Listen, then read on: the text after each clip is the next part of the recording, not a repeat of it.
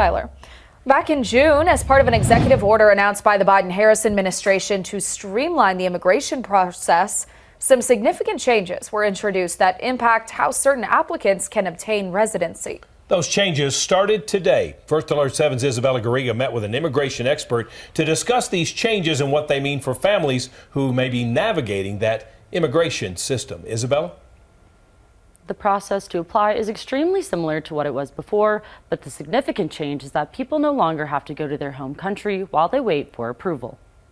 Very risky, it was lengthy, it's costly, time-consuming, and always a question mark whether they would be coming back to reunite with their family or not. In the past, obtaining a green card for residency, not citizenship, which comes about 3 to 5 years later, was a complex and risky process for anyone married to U.S. citizens. Applicants were required to travel back to their home countries at the end of the process for an interview at the American Embassy. Some were gone for weeks, while others faced extended separations, sometimes lasting up to 10 years, due to interview complications.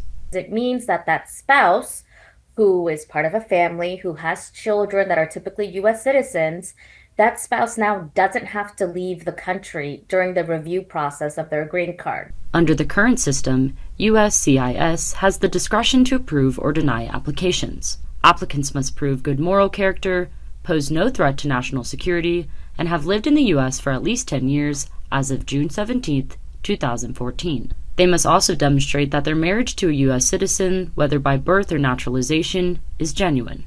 Periodic proof of continued residency will be required. Many people I know, because I've been doing this for decades, have not filed, even though they're married to a United States citizen spouse. They haven't filed. Why? Because they're afraid of leaving their children, their home, their jobs, their spouse, and maybe not being able to come back. The new two-tier process allows applicants to obtain parole in place, followed by an adjustment of status within the U.S., completely eliminating the need to travel abroad. As we've seen in the past, family separation is incredibly traumatic, not just for the parent, but also the child. By removing this step, which is essentially a barrier for many immigrant families, you are simplifying the process and ensuring that children won't have to be separated from their parents.